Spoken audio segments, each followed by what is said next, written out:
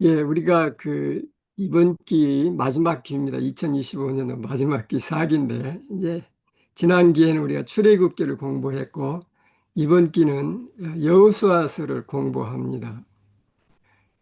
출애굽기와 여호수아는 특별히 중요한 이유는 사실 여호수아는 3,000년이 지난 때 기록된 책이거든요.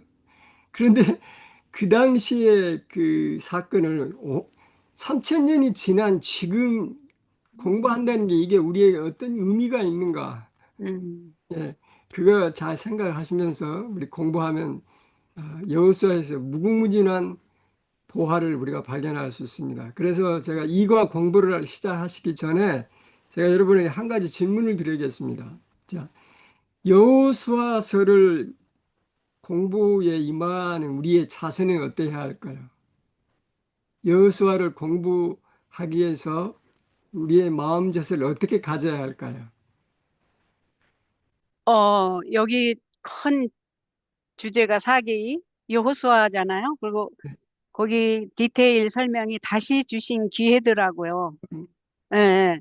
예, 그래서 오늘 이과 놀라운 은혜에 대해서 하기 때문에, 어, 결국 하나님의 놀라운 은혜에 대해서 다시 주신 기회에 대해서, 그 다음에 모세의 석세서로서, 예, 어, 여호수아가 결국 인도하는 음, 은혜를 짊어지고 예. 백성들을 인도하지 않나 싶어요.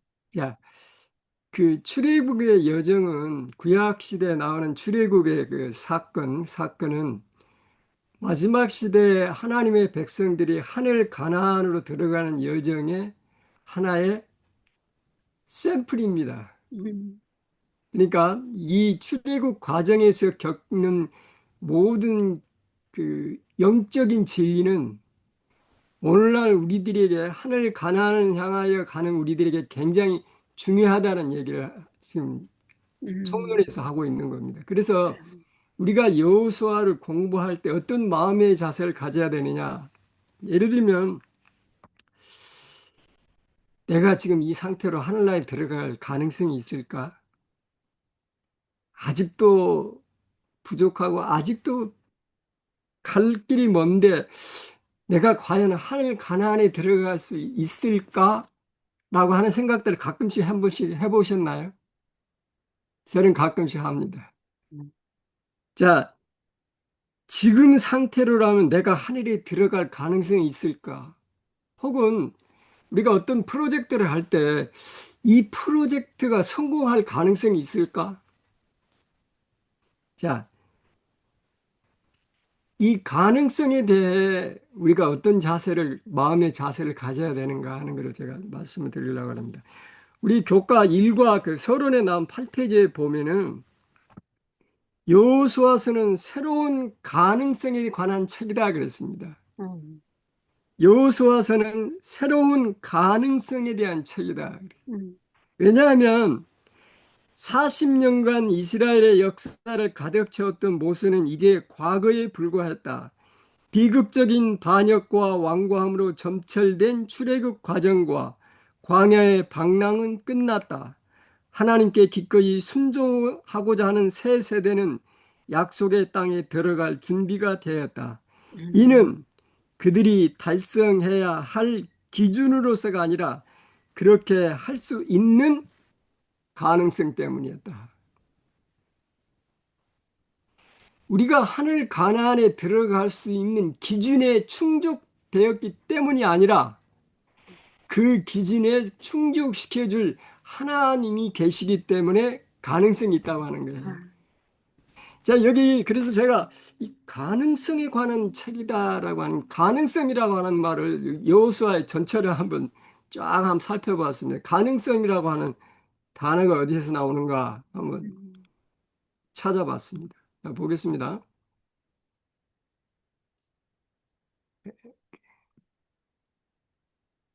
자, 8쪽 1과 8페이지에 있는 거예요. 이는 그들이 달성해야 할 기준으로서가 아니라 그렇게 할 수 있는 가능성 가능성. 때문이었다. 그죠? 그들이 애굽에서 나와가지고 이제는 그들이 충분히 훈련 받았기 때문에 이제는 그들이 요단강을 건너서 가나안 땅으로 들어갈 자격이 있기 때문이 아니라 기준에 달성했기 때문이 아니라 무엇 때문에요? 그렇게 할 수 있는 가능성, 그 가능성 누가 주시는 거예요? 하나님. 그래서 하나님의 은혜예요. 놀라운 은혜예요. 그죠? 음, 10페이지 보면 똑같은 이 말씀이 있습니다. 이 시점에서 하나님이 모세와 같은 선지자 하나를 일으키겠다는 약속은 성취되는 현실이 아닌 이루어지지 않은 가능성에 불과했다. 신명기 18장 15절에 얘기한 모세가 나와 같은 선지자 하나를 일으키겠다고 하는 것은 그 당시에 물론 적용할 때는 1차적으로는 여호수아에게 적용이 되지만 궁극적으로는 그 선지자가 누구예요? 예수님을 가리키는 거죠. 가능성에 대해 거에 불과했다는 거죠. 22쪽에도 보면은 이과예요. 하나님의 은혜는 우리를 놀라게 할 생각지도 못한 뭐를 담고 있어요? 가능성. 가능성을 담고 있어요. 27페이지에 나합의 도덕적 선택은 야훼의 심판 앞에 있는 두 개의 가능성, 오늘 공부하는 거예요. 즉 그분에게 계속해서 반항하다가 멸망하거나 믿음으로 맡기기로 선택하는 길이 있음을 보여준다. 가능성이에요. 구원이냐 멸망이냐 선택의 가능성 우리에게 주시는 거예요. 이와 마찬 32페이지에 온 회중을 위하여 종로하라는 이스라엘 지도자의 판결과 달리 여호수아의 결정은 기브온 사람들을 향한 저주를 뭘로 바꿀 가능성으로 바꿨다고요? 축복으로. 저주를 축복의 가능성으로 바꿨다. 조금 이따 공부할 거예요. 32페이지에 우리가 알 수 없지만 하나님의 뜻을 강구하는 것만으로도 기브온 사람들이 멸망에서 면제될 수 있으리라는 가능성을 배제할 수 없다. 그 다음에 8과에 나오는데요. 109쪽에 긍정적인 보고를 가져온 두 정탐꾼 중 연장자였던 갈렙은 믿음이라는 또 다른 가능성을 제시하는 데 앞장섰다. 166쪽에 12과에 이스라엘의 승리는 이미 성취된 불변하는 현실이 아니라 하나님께서 도우실 것을 신실하게 끊임없이 의지할 때 언제나 얻을 수 있는 가능성이다. 여러분, 여호수아서는 가능성에 관한 책입니다. 그렇다고 하면 오늘 제가 여러분이 드리고 싶은 말씀은 우리도 하늘 가나안에 들어갈 수 있는 가능성이 있다고는 확신을 가지시기 바랍니다. 내가 자격이 있기 때문이 아니라 하나님께서 그렇게 해 주실 것이기 때문에. 그래서 나는 불가능하지만은 하나님은 가능하세요. 사실 과거를 돌아보면 실수와 흠투성이죠.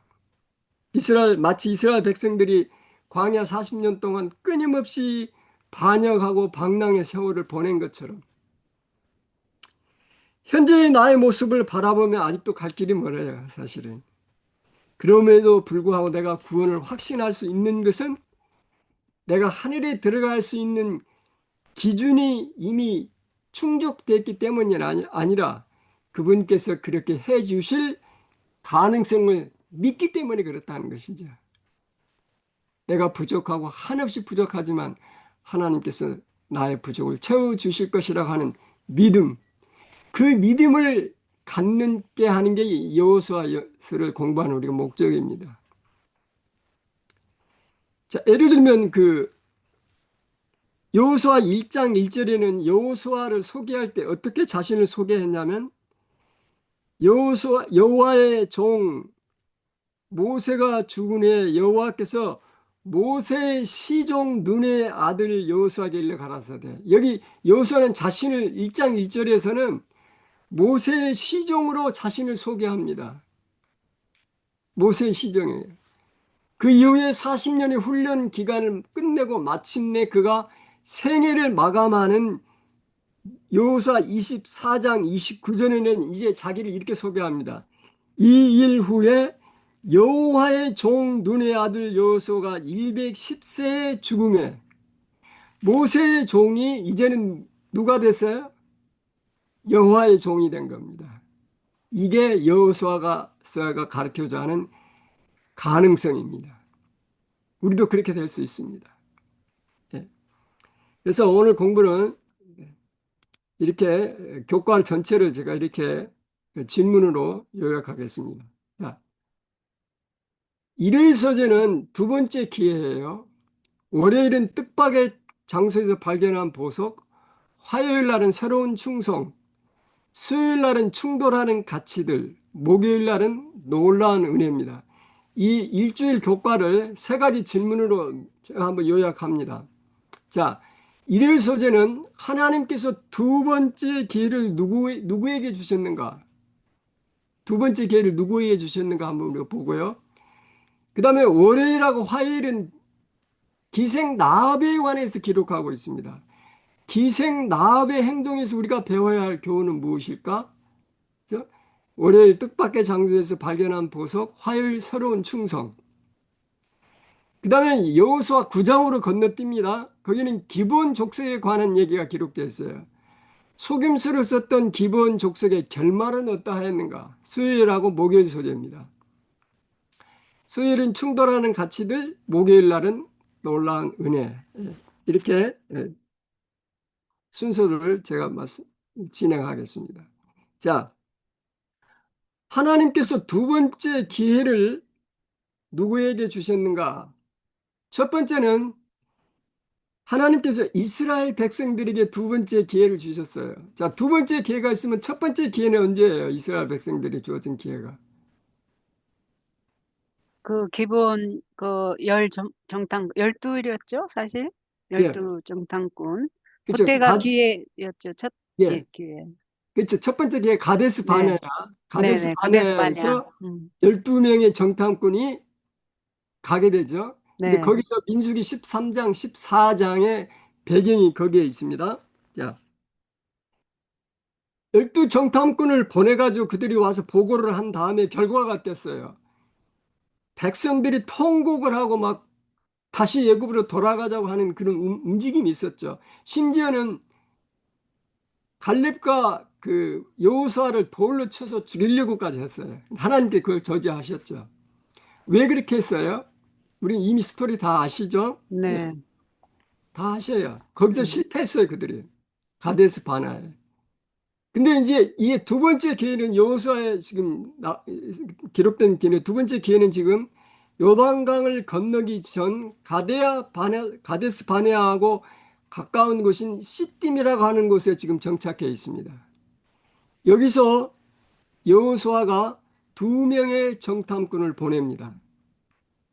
자, 이 두 번째 기회를 어떻게 그들이 활용했는지 잘 보겠습니다. 자, 먼저 첫 번째 기회가 주어졌을 때 그들이 만약에 성공했더라면 그들은 40년 동안 광야에서 방황할 필요가 없었어요. 자, 이스라엘 백성들이 출애굽해서 지금 그 가데스 바네까지 온 때가 얼마나 걸렸을까요? 학자들이 계산을 쭉 해보니까 시내산에서 건 9개월을 체류를 했고요. 그 다음에 출애굽에서 시내산까지가 약 3개월.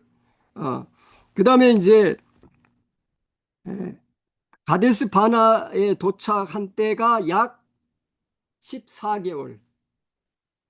그러니까 그때 만약에 첫 번째 기회가 주어졌을 때 그들이 믿음으로 들어갔더라면 3년, 그러니까 1년 2개월이니까 3년 10개월을, 아니 38년 10개월 고생할 필요가 없었던 거예요. 예.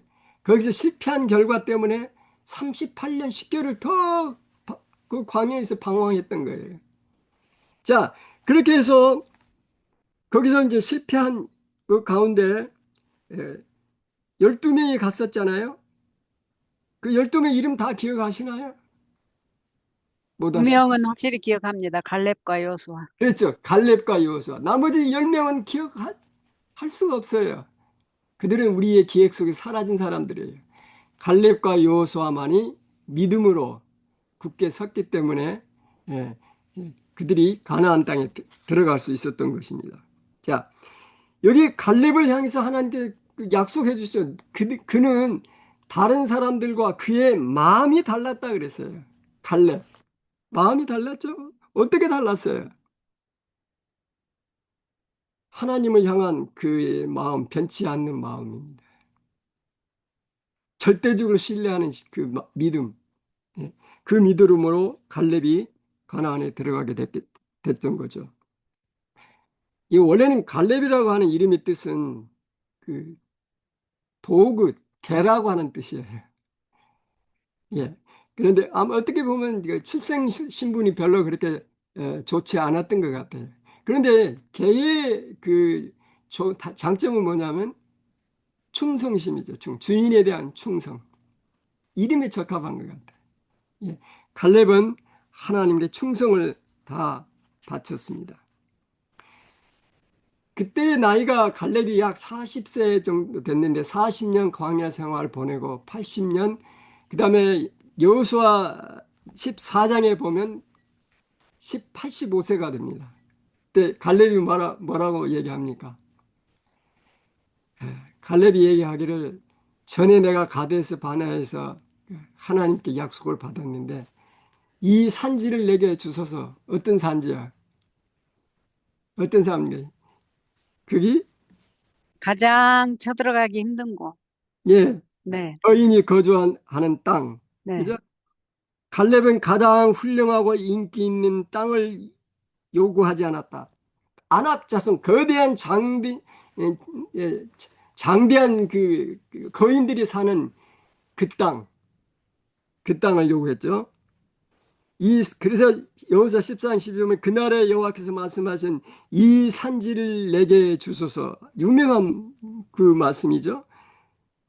그래서 그 가장 어려운 땅을 갈렙이 믿음으로 차지하게 된 것을 우리가 볼 수 있습니다. 우리 갈렙에 대해 할 얘기가 참 많습니다만은 자 갈렙은 또 그의 아주 그 마음이 아주 관대한 사람이 있어요. 그의 딸이 그 나중에 웃사의 온니엘의 처가 되죠. 그 사사 중에 한 사람이 온니엘이 처가 되는데 딸이 아버지에게 그 땅을 요구할 때 아버지가 그 땅을 딸에게 줬어요. 그 당시에는요. 남자들 아들에게는 상속권이 있어도 여자들에게는 상속권이 없었어요. 그럼에도 불구하고 갈렙은 그 시대적인 그 기류를 역류해서 그 딸에게도 땅을 줍니다. 기업을 줍니다. 그리고 그 셈을 하나 달라 그랬는데 갈렙은 윗셈을 달라 그랬는데 아랫셈까지 줍니다. 그의 마음에 관대한 마음을 가졌던 사람이에요. 그 다음에 여호수아는 누군가? 여러분 잘 아시지만 여호수아도 마찬가지예요. 모세를 대신한 지도자로서 땅 나누기 할 때 여호수아는 어떤 땅을 차지했어요?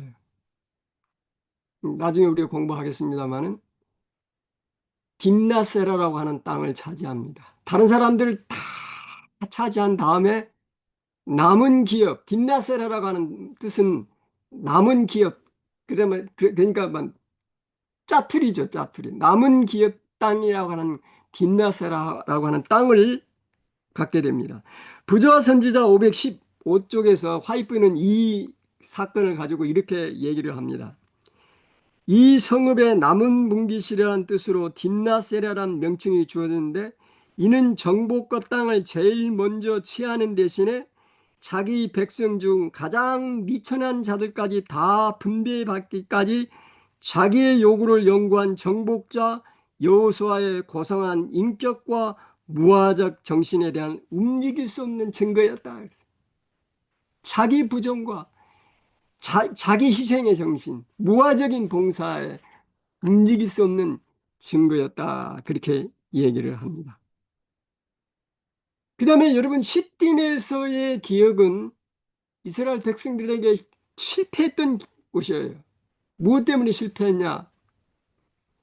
민수기 25장 1절에 보면 이스라엘 백성들이 시딤에서 오랫동안 머물렀습니다. 왜 그러냐면 그곳이 너무 좋거든요. 시딤이라고 하는 말은 아카시아라고 하는 뜻입니다. 아카시아 꽃이. 그러니까 그 음, 사막 지대에 아카시아 꽃이 무성하고 모든 게 그 물이 풍부하고 아주 쾌적하고 너무너무 좋은 거예요. 거기서 주저앉습니다. 앞으로 나가야 되는데. 음, 민수기는 전진의 책이에요. 행진의 음, 책이에요. 나아가야 되는데 머무는 거예요. 거기 너무 좋으니까. 머물러서 생긴 게 뭐예요?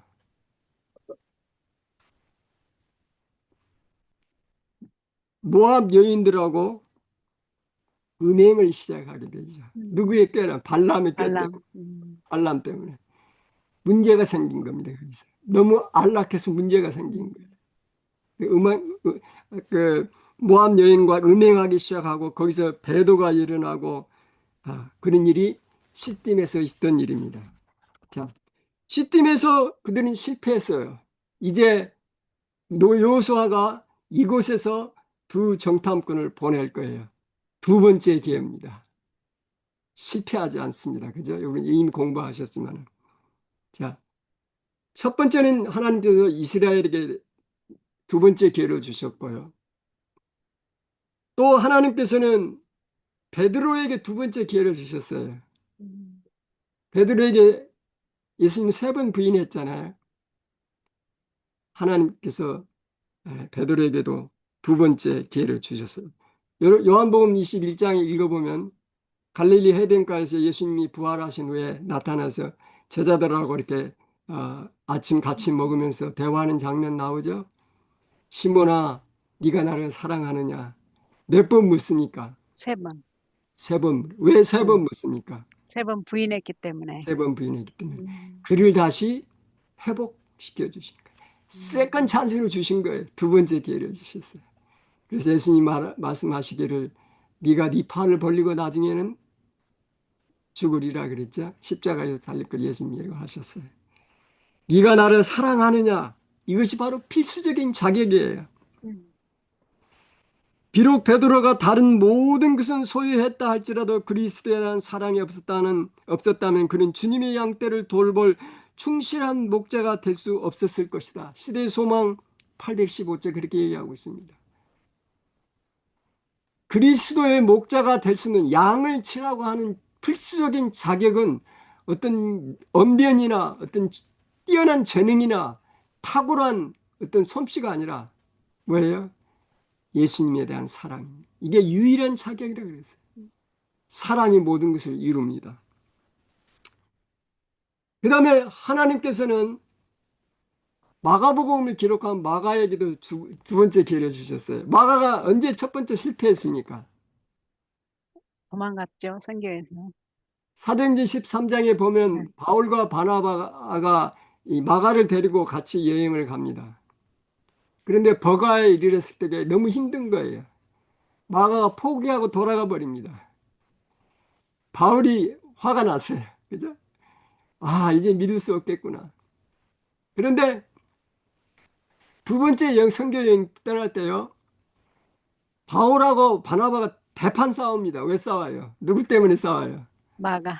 마가 때문에 싸워요. 이 바나바는 바나바는 자기 조카인 마가를 그래도 데리고 가자고 두 번째 기회를 주자고 데리고 음, 가자 그랬는데 바울이 절대 반대합니다. 결국은 둘이 싸우고 대판 싸우고 서로 헤어지게 됩니다. 그런데 마가가 나중에 두 번째 기회를 얻었습니까? 얻지 않았습니까? 얻었어요. 얻었죠? 네, 그렇습니다. 우리가 잘 알다시피 나중에 바울도 마가를 인정했어요. 네, 그래서 성경 여러 군데가 있어요. 예, 누가야 네가 올 때 마가를 데려오느라 네, 나의 맞아요. 필요한 사람이다. 그 사람 보면서 완전히 회복했어요. 그래서 음, 저는 이 마가의 생애를 요약하라면 세 단어로 요약할 수 있어요. 음, 첫 번째는 유복입니다. 아주 부유한 집안이에요. 왜냐하면 그 어머니 집이 120명이 들어갈 정도로 큰 다락방을 가진 집에서 마가의 다락방이라 그러잖아요. 그 어머니 집이에요. 음, 어렸을 때 아주 부유한 집에서 자랐어요. 유복한 가정에서 자랐어요. 유복. 음, 그 다음에 전복이에요. 실패해서 돌아보잖아요. 그죠? 실패했어요. 성교여행 가서 전복. 됐어요. 그 다음에 마지막에 회복, 음, 완전히 회복돼요. 마가복음을 기록한 사람. 복음서를 제일 먼저 기록한 사람이 마가복음. 예.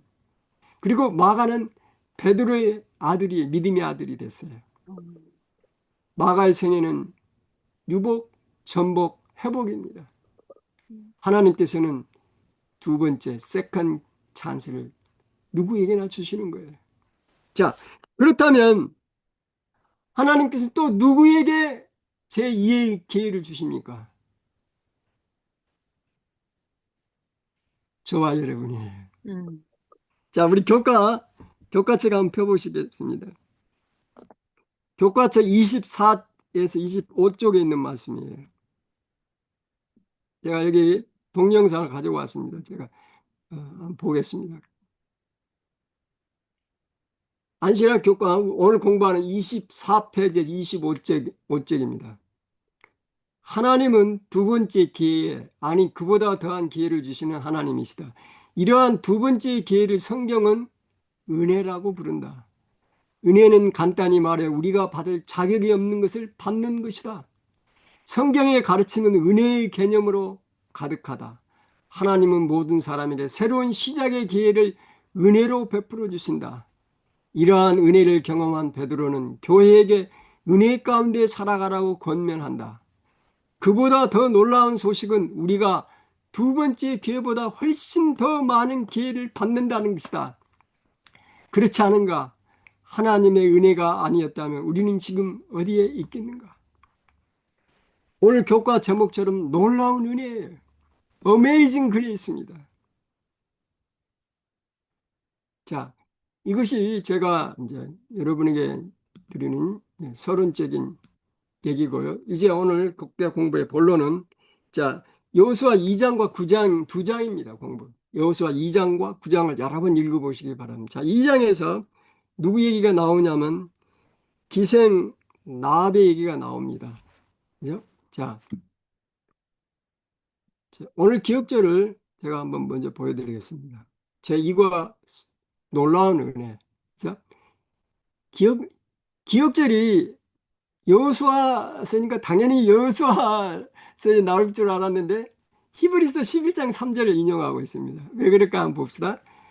믿음으로 기생 나합은 정탐꾼을 평안히 영접하였으므로 순종치 아니한 자와 함께 뭐하지 아니하였다요? 멸망치 아니하였다 그랬습니다. 기생 나합에 관한 얘기합니다. 여러분 잘 아시다시피 11월 히브리서 11장은 믿음의 우등생들의 명부가 기록된 장입니다. 믿음장이라 그러죠. 그래서 거기 몇 명이 등장하냐면 16명이 등장해요.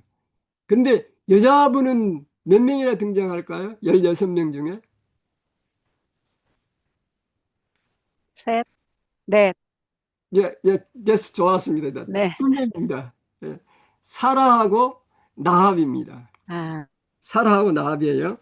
자, 그 사라하고 나합이 등장하는데 지금 바울은 히브리 11장에서 그 특출한 그러니까 모세, 야곱 뭐 누굽니까 또 그다음에 그 에녹 이런 아주 특출한 믿음의 영웅들을 대열 속에 누가 들어가요? 기생 나합이 들어갑니다. 여러분 왜 하필 나합을 항상 얘기할 때 성경에 보면 그냥 나합이라고 하지 않고 꼭 앞에 뭐가 어떤 형용사가 붙어요? 기생이라고 하는 말이 붙어요. 좀 별로 안 좋은 것 같아요. 그러나 여기에도 하나님의 놀라운 은혜가 있습니다. 기생 나합도 바울이 기록한 믿음의 우등생 명부에 들어간 것처럼 나 같은 사람도 우등생 명부에 들어갈 수 있다고 하는 뭐를 지금 가르치고자 하는 거예요? 가능성입니다. 그러니까 기색 라합을 이렇게 볼 때는 그가 비록 이제 어떤 환경이라서든지 뭐 어려운 환경이었겠죠. 기생이 될 수밖에 없는. 예, 그렇지만 원래 사람이 굉장히 총명한 사람이었을 것 같아요. 예, 그 식별력도 있고. 예. 네. 기생 나합이 얼마나 큰 믿음을 가지고 있는지 한번 같이 한번 보십시다. 자, 이제 여호수아가 시딤에서 두 명의 정탐꾼을 보냅니다. 이름이 나와 있지 않아요. 그죠? 보냅니다. 여호수아 2장 1절 눈의 아들 여호수아가 시딤에서 두 사람을 정탐꾼으로 가만히 보내며 그들에게 이르러 가서 그 땅과 여리고를 엿보라 하며 그들이 가서 나압이라 하는 기생의 집에 들어가 거기서 유숙하더니. 여러분, 자, 여호수아가 두 정탐꾼을 시딤에서 가나안 땅으로 들여보낸 이유가 무엇이었을까요? 질문을 한번 다시 해주실래요? 자, 여호수아가 시딤에서 두 정탐꾼을 가나안 땅으로 정탐꾼으로 보낸 궁극적인 이유가 무엇이었을까요? 음, 자, 가데스 바네에서 12명의 정탐꾼을 보낼 때는 누가 보냈어요? 모세, 아니요. 하나님? 신명기 1장 22절에 보면 백성들이 보냈습니다. 어, 백성들이 아우성을 치니까 모세도 허락한 거예요. 하나님께서도 허락하신 거예요. 그러니까 음, 원천적으로는 백성들이 보냈어요. 백성들이 원해서. 사실은 하나님께서요, 가데스 바네에서 가서 쉬하라 그러셨어요. 음, 주저하지 말라 그랬어요. 근데 음, 백성들이 하나님의 명령에 불신한 거예요. 의심하고 그래도 한번 보내서 한번 땅이 뭔지 좀 봐야 될 거 아니냐. 12명을 보냈어요. 불신으로 보낸 거예요. 백성들이 보냈어요. 그 다음에 그들이 가서 와서 누구의 앞에 보고를 했어요? 모세 앞에. 백성들에게 보고를 했어요. 어, 백성들이 그 얘기를 듣고 그냥 난리가 난 거죠. 음, 자, 그런데 지금 여호수아가 이 두 명을 보낼 때 어떻게 누가 보냈어요? 두 명은 여호수아가 보냈어요. 여호수아가. 그것도 가만히 보냈어요. 다른 사람 몰라요. 자, 그리고 이 두 명이 정탐꾼이 가서 보고한 상황을 모든 보고를 누구에게 했어요? 백성들에게 한 거 아니에요. 여호수아에게 했습니다. 저는 이걸 깊이 공부하면서 어떤 기록에 보면 성경에는 그런 게 없지만 하나님께서 여호수아에게 계시를 주셔서 여호수아가 보냈다고 하는 기록이 있습니다. 저도 그렇게 믿어요. 왜냐하면 여러분 하나님께서는 이미 그 땅을 약속하셨어요. 가서 뭐 살펴볼 필요 없어요. 그냥 가서 취하면 되는 거예요. 그런데 여호수아가 두 사람을 가만히 보낸 이유가 어디에 있을까? 그 땅이 뭐 기림진지 어떤지 우리가 이길 수 있는 질것 그게 아니에요. 여러분 감이 안 오세요? 왜 보냈을까? 이 두 사람 정탐꾼이 어디를 누구 집에 갔어요? 라합, 기생 라합. 기생 나합 집에 들어간 게 그게 우연일까요? 그 필연일까요? 기생 라합의 집을 구원하기 위해서 갔네. 그요. 그거예요. 제가 아, 볼 땐 그거예요. 네. 하나님께서는 기생 나합을 구원하시기 위해서 두 정탐꾼을 미리 보내신 거예요. 그죠? 왜냐하면 기생 나합은 어떤 믿음을 가지고 있는지 한번 보십시다. 기생 나합이 가지고 있었던 믿음은요, 모세가 가지고 있었던 믿음이에요. 자, 보겠습니다. 자, 신명기 4장 39절에서 모세가 이렇게 고백합니다. 신명기 4장 39절 적어 놓으세요. 그런즉 너는 오늘날 상천하지에 오직 여호와는 하나님이시요 다른 신이 없는 줄을 알아 명심하고 상천하지에 그러니까 하늘 위에 땅 아래 아무 신도 없고 오직 여호와 유일하신 여호와 하나님이 계시다라고 하는 믿음이 모세가 고백했거든요. 근데 이 고백의 메아리를 지금 나합이 어떻게 얘기하는지 보세요. 여호수아 2장 11절 성경 가지고 계신 분 한번 찾아보세요. 여호수아 11장입니다. 우리가 듣자 곧 마음이 녹았고 너희의 연고로 사람이 정신을 잃었나니 너희의 하나님 여호와는 어떤 하나님이에요? 상천하지의 하나님이시니라. 모세의 고백과 똑같아요. 기생 나합은요. 이스라엘 백성들이 출애굽해서 지금 여기까지 온 모든 과정들에 대한 소문을 다 귀로 들었어요. 들음으로 그의 마음 가운데 믿음이 생겼어요. 여러분, 이스라엘 백성들이 출애굽한 모든 과정, 예를 들어 홍해를 건넌 얘기 기가 막히죠? 수, 투밀리언이라고 하는 사람들, 홍해 바다를 말려서 건너게 하신 하나님. 그 다음에 요단 동편에 있는 그 옥과 시온이라고 하는 그 난공불락의 성. 그러니까 완전 강력한 군대를 패배하게 하신 하나님에 대한 소문을 다 들었어요. 나만 들었나요? 아니에요. 나만 들은 게 아니라 모든 사람이 다 가나안에 있는 모든 사람들이 다 들었어요. 그런데 반응이 달라요. 나중에 여기서 9장에서 보겠습니다. 반응이 달라요. 그들은 오히려 그렇게 했는데 나합은 상처는 하지에 하나밖에 없는 유일하신 하나님 내가 믿는다. 그 얘기예요. 믿음을 고백합니다. 그런 반면에 다른 가나안족 사람들은 연합해서 대적해 와요. 나 기본 얘기할 때 말씀드리겠습니다. 자, 그래서 라합은 자기의 목숨을 걸고 정탐꾼을 숨겨줍니다. 이 믿음이 누구의 믿음이에요? 죽으면 죽으리라 하는 누구의 믿음이에요? 에스더. 에스더의 믿음이에요, 여러분. 기생 라합은 우등생 멤버에 들어갈 만하죠? 음, 예. 더 놀라운 사실 조금 이따 말씀드릴게요.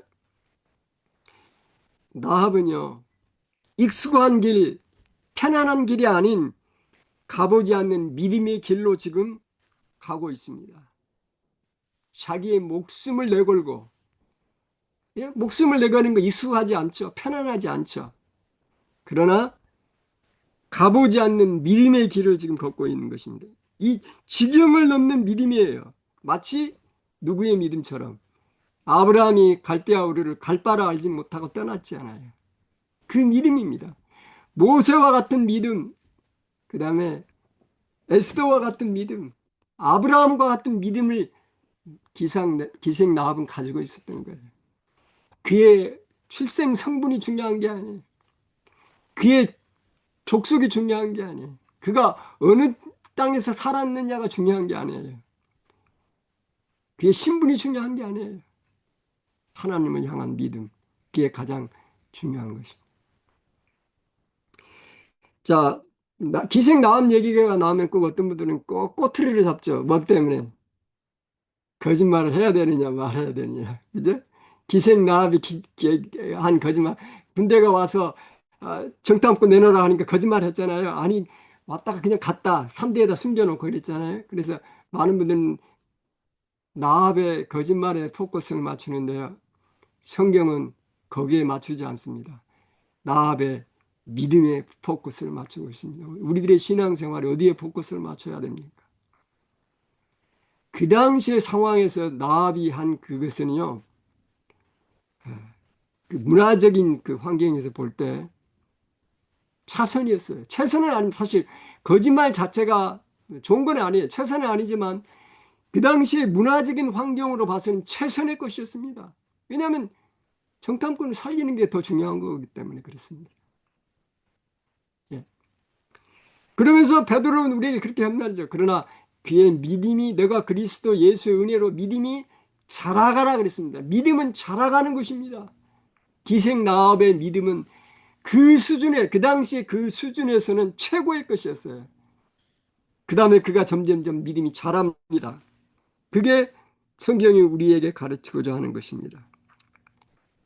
예. 그 후의 이야기가 더 놀랍습니다. 여호수아 2장에 기록된 나합의 이야기, 나합의 이름은 이제 쭉 사라집니다. 구약에서 사라져요. 그런데 어디에서 다시 등장합니까? 신약에 마태복음 1장 예수님의 족보에서 누구의 이름이 등장합니까? 라합. 나합이 등장합니다. 마태복음 1장 5절 6절에 보면 살몬은 나합에게서 보아스를 낳고 보아스는 르덱에서 오벳을 낳고 오벳은 이새를 낳고 이새는 다윗 왕을 낳으니라. 예수님은 누구의 자손이에요? 다윗의 자손이에요. 그렇다면 나합은 누구의 조상이에요? 예수님. 예수님의 조상입니다. 놀랍지 않습니까? 가나안 여인이었어요. 예. 마태복음 1장에는 여인들이 등장하는 근데 그 놀라운 교훈이 거기에 있습니다. 살몬이 나하고 결혼해서 보아스를 낳았어요. 룻의 남편 보아스, 룻기에 나오는 보아스 남편이었어요. 음, 그죠? 그 다음에 룻에게서 오벳을 낳고 오벳이 이세를 낳고 이세가 다윗을 낳았어요. 음. 놀라운 은혜, 놀라운 은혜입니다, 여러분. 두 정탐꾼 중에 한 사람이 누구예요? 살몬입니다, 살몬.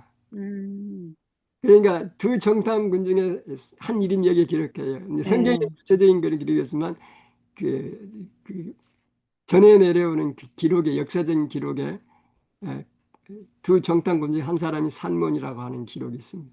음, 예, 놀라운 얘기입니다. 교과 27쪽에 보면은 이런 얘기했습니다. 나합의 도덕적 선택은 야와의 심판대 앞에 있는 두 개의 가능성, 아까 읽었죠? 즉, 그분에게 계속해서 반항하다가 멸망하거나 믿음으로 맡기기로 선택하는 일이 있음을 말해줍니다. 선택입니다. 하나님을 선택하느냐, 스스로 멸망을 선택하느냐. 가능성은 항상 우리 앞에 놓여 있습니다. 자, 그러면서 두 정탐꾼을 무사히 잘 보내주죠. 이 스토리 여러분 잘 아시니까. 아, 창문을 해서 그 군사들이 간 다음에 내린 다음에 산속으로 들어가서 그들이 다 돌아간 다음에 서치한 다음에 3일 후에 안전하게 가라고 그렇게 해서 그들이 다 무사히 가게 되죠. 그래서 여호수아에 가서 여차저차한 얘기를 잘 보고합니다. 아마 여호수아는 손뼉을 쳤을 거예요. 그렇지. 하나님께서는 두 사람을 보내라고 하는 이유가 바로 거기에 있었구나. 라합이라고 하는 그 여인을 내 믿음을 하나님께서는 보셨구나. 여러분 성경에는요. 하나님께서 그 하찮은 기생, 더군다나 그 뭐 이방신들로 우울한 그런 곳에 갇혀 있는 그 한 여인의 믿음을 감찰하시고 보시고 그를 구원하신 하나님. 그 아멘. 예수님이 신약에서도요, 육신의 몸을 입고 오셨어도요, 남편 다섯이나 두고 여섯 번째 남자하고 살고 있는 누구를 찾아오셨어요? 사마리아 여인, 요한복음 사마리아인. 4장에는 사마리아 여인을 음, 찾아가십니다. 정오에. 음, 시간 딱 맞춰서 그 여자가 나올 시간에 맞춰서 그 사마리아 우물가, 야고보의 우물가에 찾아갑니다. 그 여인을 구원하시잖아요. 음. 예수님을 메시아라고 제일 처음 인정해 준 사람은요. 스제자인 베드로가 아니에요. 예수님 제자가 아니에요. 누구예요? 사마리아인이네, 사마리아 그죠? 여인이에요. 당신이 음, 바로 그이시다. 메시아이시다라고 고백합니다. 음, 놀랍지 않습니까, 여러분? 그렇습니다. 그러면서 이제 그 두 종단하고 나하고 이제 계약을 맺잖아요. 자, 이제 우리가 여기서 그 이스라엘 백성들이 이 여리고성을 점령하면 모든 게 다 전멸할 텐데, 그럼 어떻게 살아남을 건가? 살아남는 방법이 중요하겠죠. 음. 구원을 약속을 했어도 그 살아남는 방법을 이행하지 않으면 구원 받을까요? 못 받죠. 하나님께서 우리에게 십자가를 통해서 모든 사람이 구원받을 수 있는 놀라운 은혜를 주셨지만 그 은혜를 받는 방법을 실행하지 않으면 구원받을까요? 못 받을까요? 못 받습니다. 이제 자, 구원받는 방법을 나아보고 계약을 합니다. 어떤 계약을 하죠? 이 빨, 음, 창문가에 빨간 줄. 붉은 줄을 음, 내려놓아라. 그러면 그 붉은 줄을 보고 그 집은 지나가겠다. 음, 그죠? 붉은 줄이에요, 붉은 줄, 여러분. 음. 붉은 줄이에요. 2장 18절, 여호수아 2장 18절. 우리가 이 땅에 들어올 때 우리를 달아내려는 창에 이 붉은 줄을 메고 내 부모와 형제와 내 아비의 가족을 다 내 집에 모으라. 그러니까 붉은 줄이 내려진 그 집에 사람들이 몇 명이나 있었을까요? 많았을 것 같아요. 음, 아마 그 집에 발디딜 틈이 없이 아마 겹치게 했는지 음. 모를 것 같아요. 아, 나비 그가 사랑하는 사람, 그가 음, 관심을 갖고 있는 사람, 그가 애타게 구원받기를 원하는 모든 사람들 다 불렀을 거예요. 부모, 형제는 물론 친구, 친척, 자기에게 그동안 조금이라도 친절하게 해준 모든 사람 다 그 집에 다 불러 모았을 거예요. 예, 붉은 줄입니다. 여러분, 이 나합의 그 붉은 줄을 언제 매였을까요? 거기다가.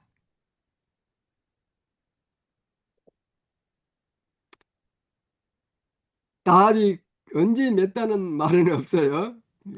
근데 21절에 맹이라 하는 거 보니까, 정탐꾼 내려 보낸 후 그 길로 달아났죠.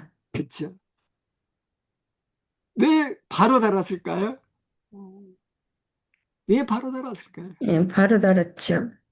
내려가는 줄이니까. 네. 뭐, 아직 들어오려면 조금 있으니까 뭐 내일 아침에 달지, 아니면 하루 있다가 달지, 아니죠. 이럴 수도 있는데, 바로 달아내렸습니다. 네, 왜 그, 순종이에요? 예? 순종? 뭐라 그러셨어요? 순종. 예, 네. 음, 그렇죠. 순종하는 마음으로 바로 달았다고요? 예. 어, 여러분, 구원은 지체되는 게 아니에요. 구원받는 일은요. 미루어서 되는 게 아니에요. 음, 예수 그리스도를 믿는 일은요. 아니, 내일 믿지. 뭐가 잘 되면 믿지. 그게 음, 아니에요. 구원은 바로 이루어져야 되는 것입니다. 한, 한치 앞다 알지 못하고. 언제 이스라엘 백성이 들어올지도 모르는 상황이고. 그 다음에 두리운 밧줄을 보면서 나합은 무슨 생각을 했을까요? 호흡, 예수님의 십자가? 예, 예, 호흡, 희망입니다. 이 음, 음, 코드라고 하는 말은 히브리 말로 호프입니다. 어, 호프, 희망이에요. 음, 자, 여기까지 하고요. 우리 주광진 집사님 방금 하셨는데. 그런데 그 줄이 무슨 줄이에요? 십자가? 붉은 줄이에요. 왜 붉은 줄일까요? 어, 색깔이 붉은 십자가. 줄이 왜? 네. 십자가 주님의 피 흘리신 십자가. 주님의 보혈의 피입니다, 여러분. 음, 음, 유월절 때 어린 양 잡아서 피를 어디에 발랐어요? 문설주. 문설주의 임방에, 설주와 임방이 좌우 발랐어요. 예수 그리스도의 피입니다. 십자가예요. 붉은 줄은 바로, 나합은 바로 십자가를 세워놓은 곳입니다. 그리고 유월절 잡아서 그 사람들이 그 피를 바른 다음에 그 피 바른 다음에 어디에 모여 있었어야 돼요? 피를 바른 그 집에 있었어야 돼요. 밖으로 나가면 어떻게 돼요? 육지어 잡히면. 구원이 없습니다. 그러니까 주님의 그리스도의 피, 음, 그 안에 예수 그리스도 안에 있어야 음, 구원이 보장이 되는 것입니다. 여기 중요한 교과를 오늘 우리들에게 가르쳐 주고 있습니다. 부조화 선지자 277쪽에 좌우 설주와 임방은 십자가의 모형입니다. 자, 이렇게 설명합니다. 유월절 양을 죽이는 것만으로는 충분치 못했다. 그 피를 문설주에 발라야 하였다. 그처럼 그리스도의 보혈의 공로가 각 영혼에게 적용되어야 한다. 우리는 그분께서 온 세상을 위하여 죽으셨다는 사실뿐 아니라 우리 각자를 위하여 죽으셨다는 것을 믿어야 한다. 우리는 속죄의 희생의 공로를 우리 자신에게 적용시켜야 한다 그랬습니다. 음, 십자가의 은혜는 모든 사람들을 구원할 만큼 충분한 값을 치르셨지만은 그 십자가의 구원을 내 것으로 만들기 위해서는 각자가 해야 될 일이라 하는 것입니다. 그게 믿음이에요. 우리의 믿음이에요. 이 기성 나아분요 즉시 그 희망, 호흡, 붉은 줄을 달아내렸습니다. 미리 그가 먼 훗날에 인류를 구원할 그리스도의 십자가의 그 보혈이라고 하는 그 뜻을 깨달았는지도 모르겠어요. 그만한 믿음을 깨닫- 가진 여인이었다면 하나님께서 그로 하여금 먼 미래를 보게 하지 않았을까 싶은 생각이 들어요. 왜냐하면 아브라함도 예수 그리스도 때를 보았다 그랬거든요. 음. 십자가가 존재하지 않았을 때일지라도 이스라엘 백성들이 그 어린 양을 잡아서 제사 드리는 그 방법을 통하여 그리스도의 십자가를 바라보고 믿었던 것입니다. 아멘. 이제 우리는 이 시대에 사는 우리는 더 확실하게 이 십자가를 붙잡고 살잖아요. 진짜 놀라운 은혜 중에 은혜입니다. 우리는 은혜 받은 사람 중에 은혜 받은 사람들이에요. 이 은혜를 어떻게 우리가 등한히 할 수 있겠습니까? 그렇죠? 자, 6월절 얘기는 할 얘기가 참 많아요. 6월절에 보면은 먹을 때 쓴나물하고 같이 먹었죠. 음. 같이 먹었어요. 쓰다라고 하는 고난을 상징하죠. 그리스도인의 삶은 항상 스윗하지만 않습니다. 그죠?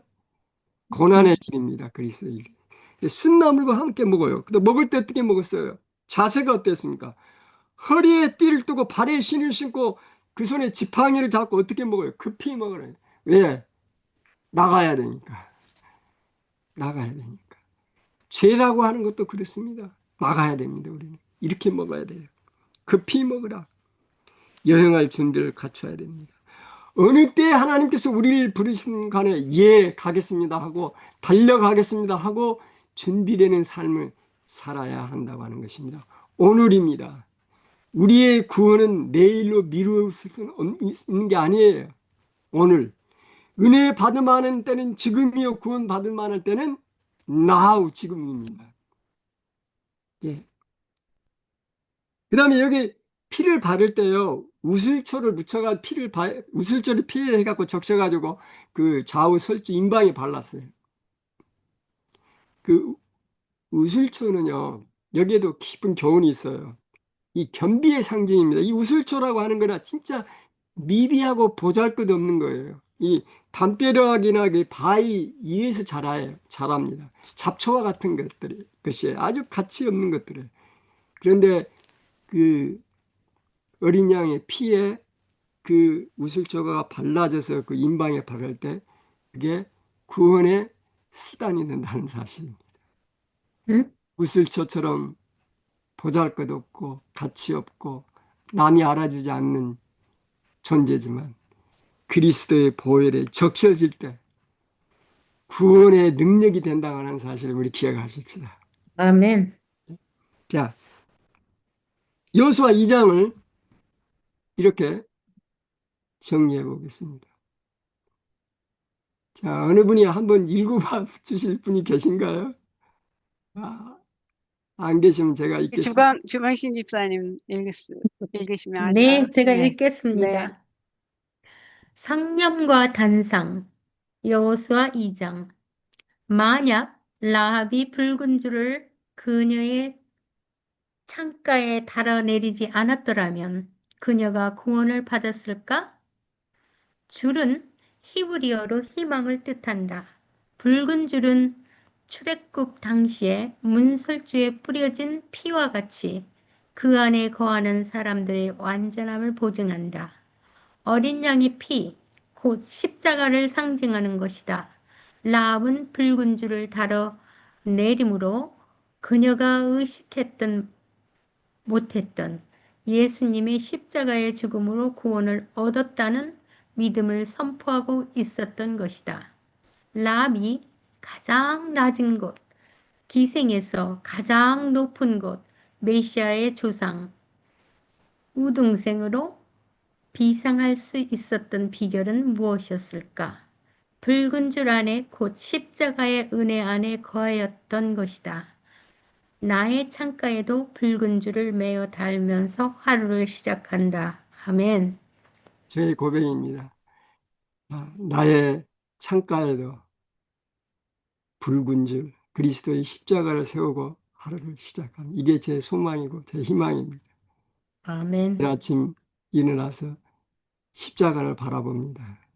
그리고 잠들기 전에 또 십자가를 바라봅니다. 예. 십자가가 우리의 유일한 희망입니다.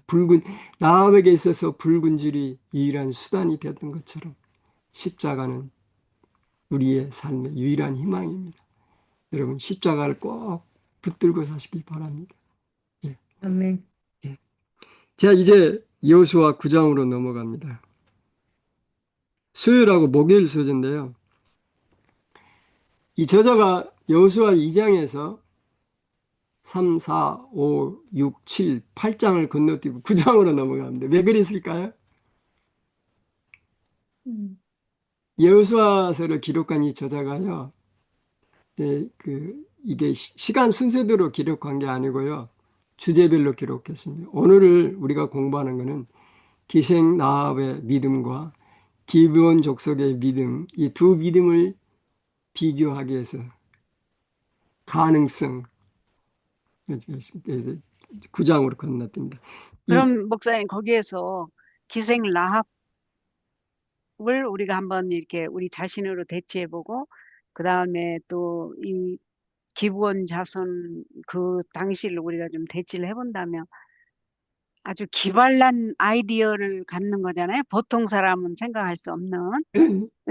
그러면 이제 평상시에 그들이 어, 하나님을 참 하나님 진리를 찾고 있는 그것도 있었겠지만 그 자기 살 길을 그냥 운명에 내 맡기지 않고 찾는 것도 상당히 하나님 뜻에 부합하는 하나님이 권장하는 삶의 자세라고 배우네요, 오늘. 자, 그죠? 네, 예, 이들은 예수님이 기브온 족속에 말씀하신 그런데 기브온 족속이 생존을 했어요. 물론 속임수를 쓴 건 잘못됐지만 그들에게도 믿음이 있었습니다. 그죠? 생존을 했어요. 마치 12해를 혈루증으로 앓던 여인이 지나가던 예수님의 뭐를 만졌어요? 옷가지. 어쩌라. 예.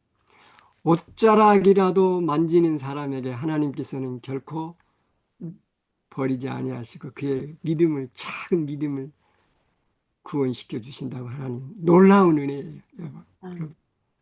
여기 기본적 조금 한번 생각해 봅시다. 자, 이제 거만 요단강을 건너가고 그다음에 이스라엘 백성들이 여러 곳상을 점령하고 그다음에 아이성까지 점령한 이 얘기가 가나안에 쫙 퍼졌습니다. 자, 가나안 거민들 6족속이 등장하죠. 그 거민들의 반응이 어떠했을까요? 나합은 간담이 녹았다. 자기 마음이 녹아내릴 거예요. 얼마나 두려워서 마음이 녹아내렸을 거예요. 그래서 그는 하나님을 향하기로 결심했는데 그 나머지 봐보세요. 9장 2절에 한번 보겠습니다. 여호수아 9장 2절에 6족속은 어떻게 했는지 한번 보겠습니다. 이 신앙은 선택이에요. 가능성이에요. 두 가지 가능성이 있습니다. 구원이냐 멸망이냐 이 가능성 항상 이걸 어느 쪽으로 선택하느냐 굉장히 중요합니다. 자, 이 사람들은 6부족들은 무슨 선택을 해 봅시다. 9장 2절에 모여서 일심으로 여호수아와 이스라엘로 더불어 뭐 하려고요? 싸우리 하더라. 싸우려고 지금 뭐였는 이게는 그들이 모든 상황을 판단할 때 기본 족속처럼 했었어야 돼요. 최소한도. 손 들고 두 손 들고 기법 항복하고 나왔더라면 역사는 바뀌었을 거예요. 우리 앞으로 공부합니다. 오가에 가면은 원래 하나님께서 가나안 족속들을 멸망하도록 진멸하도록 하신 거는 예정된 게 아니었어요. 그들조차도 구원하기를 원하셨어요.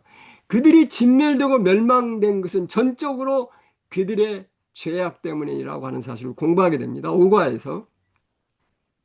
굉장히 중요한 얘기입니다. 여기 지금 선택이에요, 이들이. 자, 역사는 바뀌어졌을 거예요. 만약 그들에게 기브온 족속처럼 속임수를 써서라도 어떻게든지 하나님의 능력을 믿고 하나님 아니면 우리 다 전멸을 돼. 그러니 우리 어떻게든지 살아남아야 돼 하고 깨를 넣어서라도 하나님께 굴복하기로 선택한 사람들을 하나님은 구원해 주신다고 하는 사실이에요. 아멘. 자, 보세요. 여섯 부족들이 그냥 모여가지고 대적하게 모입니다. 사실은요, 거기 이 가나안 땅에는 여러 부족들이 있어가지고 서로 막 싸우고 전쟁하고 막 땅 따먹게 하고 막 재물 약탈해가고 서로 그런 사이였어요. 그런데 이때만은 이스라엘 백성들을 대적하기 위해서 한데 연합합니다. 악인들이 한데 연합해요. 중요한 역사적인 교훈입니다. 자, 신약 시대에도요, 예수님을 십자가에 못 박게 하기 위해서 헤롯과 빌라도가 전에는 원수였으나 당일에는 뭐가 됐어요? 친구가 됐어요. 음. 역사는 반복됩니다. 똑같이 반복돼요.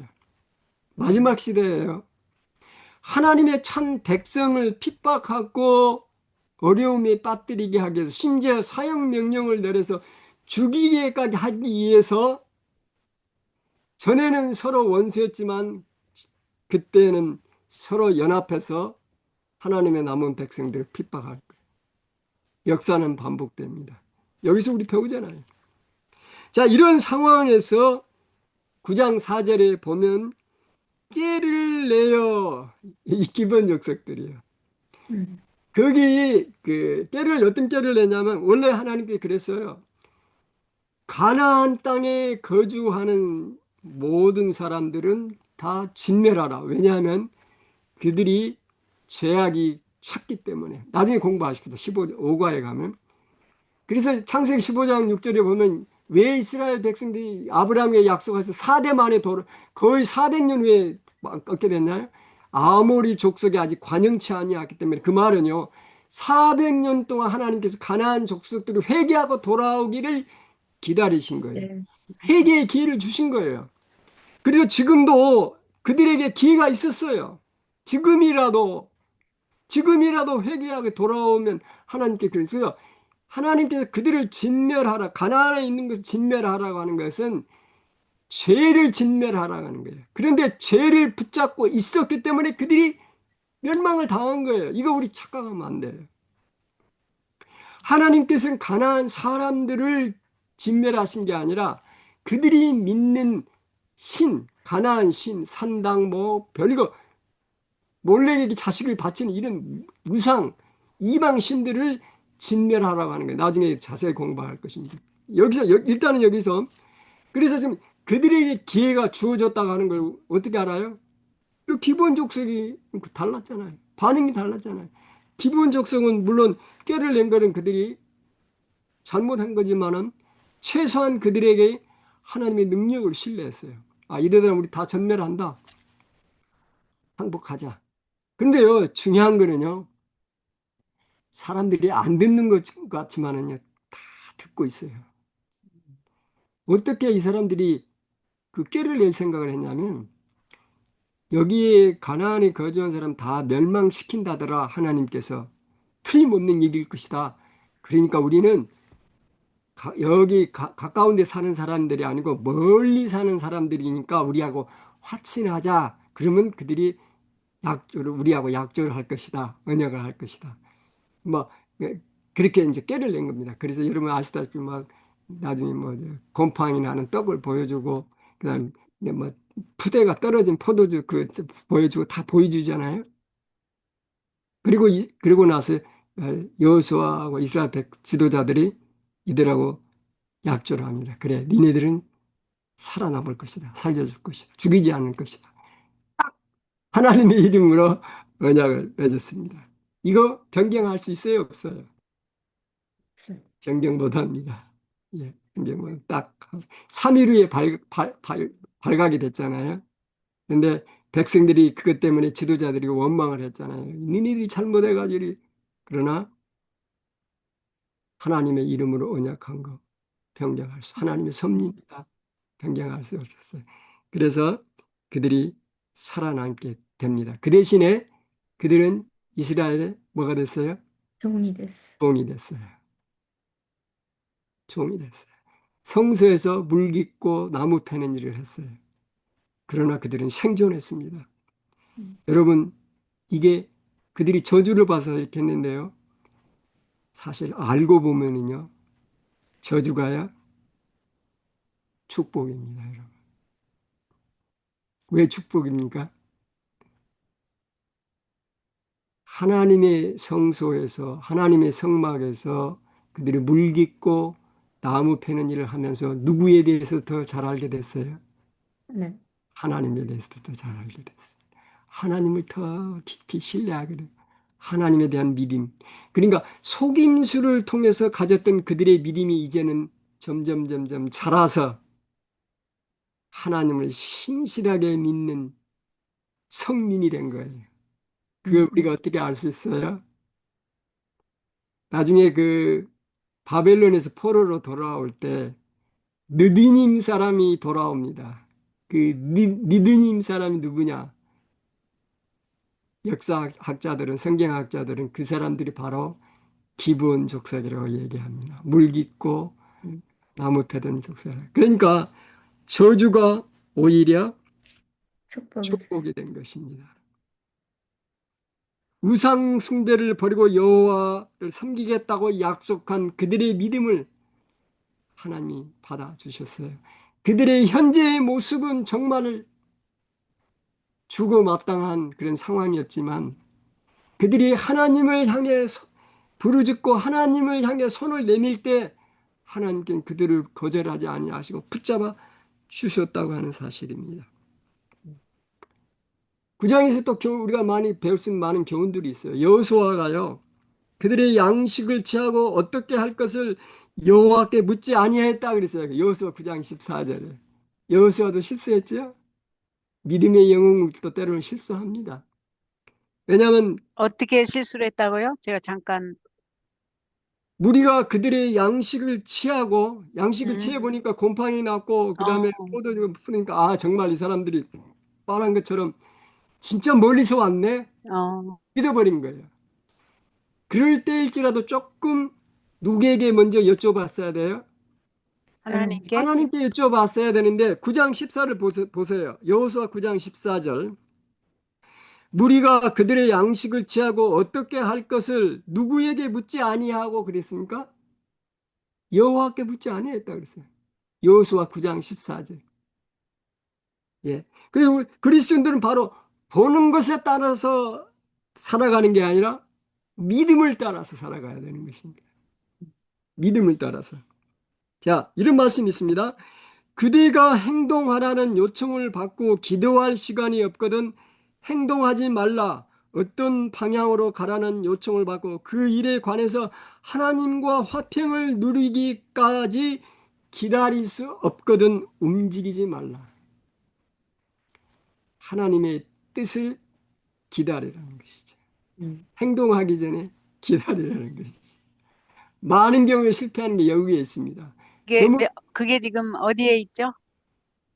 여기 본문에 나와 여호수아 9장 있나요? 14절. 여호수아 아, 9장 14절. 네네네네. 아멘. 행동하기 전에 하나님께 여쭤봐야 그걸 하지 않았던 거겠죠.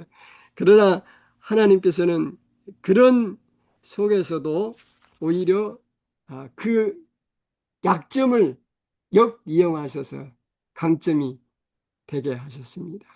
그 기본 족속을 살려주게 되게 되죠.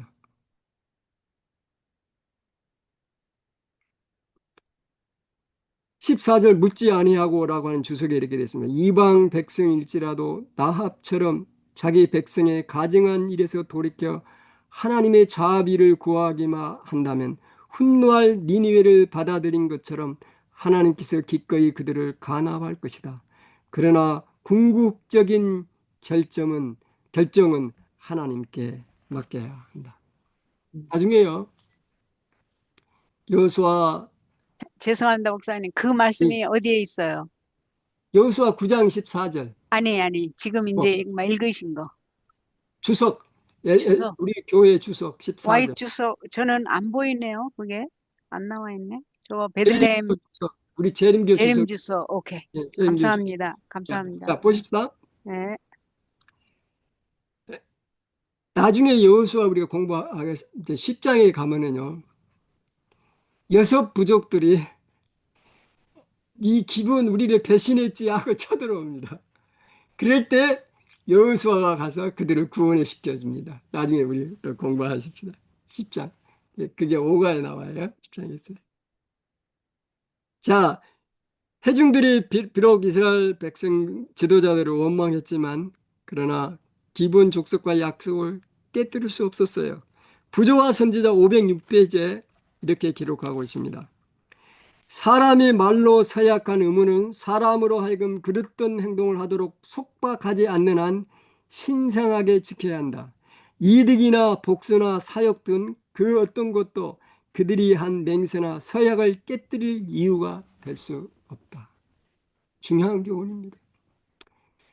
우리는 그리스도인으로서 많은 경우에 서로 약속을 합니다. 그죠? 서로 뭐 이게 좋고 저것도 좋고 이렇게 잘 약속을 하는데, 그런데 그 약속조차도 자기에게 불리하게 되거나 자기에게 손해가 되면 그 약속을 지킵니까? 안 지킵니까? 깨뜨리는 게 참 많죠. 그래서 오늘의 친구가 내일의 원수가 되고, 오늘의 원수가 또 내일의 친구가 될 수 있는 건 이득을 따라서 그렇게 하기 때문에 그렇습니다. 원칙을 따라서, 믿음을 따라서 사는 게 아니고요. 사람들은 이득이나 혹은 자기의 유리한 것을 따라서 살아가게 되는 게 현실입니다. 여호수아와 그 제자들은 선택을 잘했어요.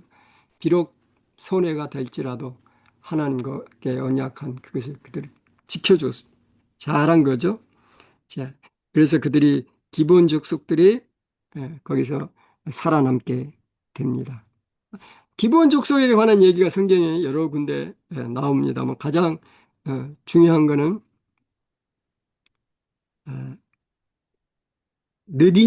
느디님이라고 하는 뜻은 바쳐진 자들, 주어진 자들이라고 하는 그런 뜻이 있습니다. 바쳐진, 하나님께 바쳐진 자들이, 그죠? 예, 구원을 받게 됩니다.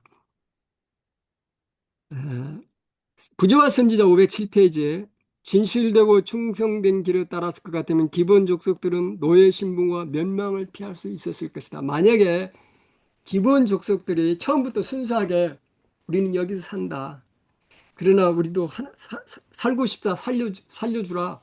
우리도 너희들처럼 하나님 믿겠다. 그렇게 했더라면 종의 신분을 가지지 않았을 것이라고 부조와 선지자에 그렇게 언급하고 있습니다. 그러면은 용서가 됐고 그때 그렇죠. 특혜를 받을 수 있었을까요? 그렇죠. 아, 그렇죠. 자, 보세요. 지금 오늘 교과 총 제목이 뭐예요? 세컨 찬스잖아. 두 번째 네네, 주어진 기회잖아. 기회. 네. 근데 사실은 여긴 우리 한국말로는 세컨 찬스지만 영문은요. 레슨즈 오브 페이스 프롬 조슈아의 믿음에 관한 교훈이에요. 그런데 이제 아, 여기 번역하신 분이 다시 주신 기회라고 번역을 했는데요. Anyway, 여기 이스라엘 백성들이 가데스 바네아에서 첫 번째 기회에 성공했더라면 much better. 그러나 그렇게 하지 않을 자로 하나님께서는 지금 여기 시딤에서 세컨 찬스를 주시는 것입니다. 자, 기브온 족속이 처음 퍼스트 찬스 기회가 줬을 때 와서 넙죽 엎드려서 진짜 사실 그대로 살려달라고 애원했더라면 하나님께서 오케이, 여러분 확신합니다. 오케이. 그러면 종살이 할 필요 없이 신앙생활 잘 했을 텐데, 더 멋지 배려했을 텐데. 그러나 그렇다 할지라도 하나님께서는 그들을 그대로 받아주시고 세컨 찬스를 이용해서 그들에게 저주가 뭐가 되게 하셨어요? 축복. 축복이 되게 하셨어요. 얼마나 놀라운 어메이징 그레이스입니까, 여러분? 성경을 저는 공부하면 할수록 어메이징이에요, 어메이징. 하나님 은혜가 너무 감사해요. 나 같은 사람이 어떻게 하늘 가나안에 갈 수 있을까? Not now, but possibility. 왜냐하면 나는 십자가를 붙잡고 살기 때문에. 자, 자, 교과 32쪽에 제가 32쪽을 한번 펴보세요. 교과 32쪽에 이 말씀이 있습니다. 기브온 사람들은 이스라엘 예배 공동체 한 부분이 되었다. 온 회중을 위하여 종로로 하라는 이스라엘 지도자의 판결과는 달리 여호수아의 결정은 기브온 사람들을 향한 저주를 축복의 가능성으로 바꾸었다 그랬습니다. 그가 가드 사람 오베네돔의 집에 석 달을 있었는데 여호와께서 오베네돔과 그 온 집에 복을 주시니라. 이 저자가 그 오베네돔을 여기 언급을 잠깐 했는데요. 우리가 사무엘하 6장에 보면 블레셋 사람들 하나님의 괴를 가져가 가지고 막 걔가 가는 곳마다 저주를 받잖아요. 재앙이 따르고. 그런데 오베데돔이 집에 갔을 때 하나님 거기에다가 3개월을 머물러 있었는데 그때 하나님께 거기에 복을 주셨어요. 그러니까 저주를 받던 그 법궤가 오베데돔의 집에서는 뭐를 받았어요? 축복을 받은 거예요. 뭐가 달라요? 차이가 뭐예요?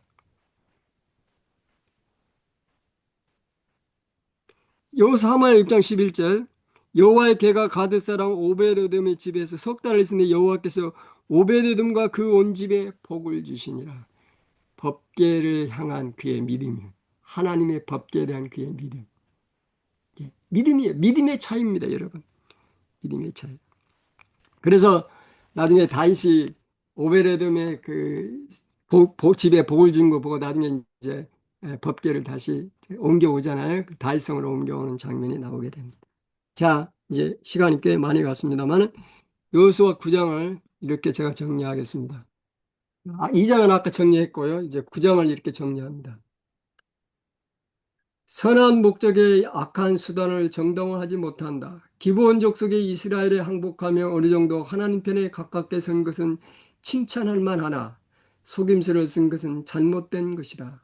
여호수아와 족장들이 하나님께 묻지 아니하고 그들의 판단력에 따라 결정한 것은 경솔한 짓이었다. 목숨을 건진 기본 거민들은 물을 기르며 나무를 패는 천하고 힘든 종의 일을 하여야 했다. 그러나 하나님께서는 저주를 축복으로 바꿔 주셨다.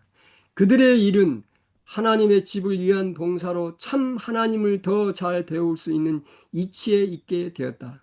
모든 왕들이 일심으로 이스라엘을 대항하였듯이 마지막 시대도 하나님의 남은 백성들을 대적하게 하여 정치와 종교 세력이 연합할 것이다. 하나님의 명령이 있기까지 움직이지 말아야 한다.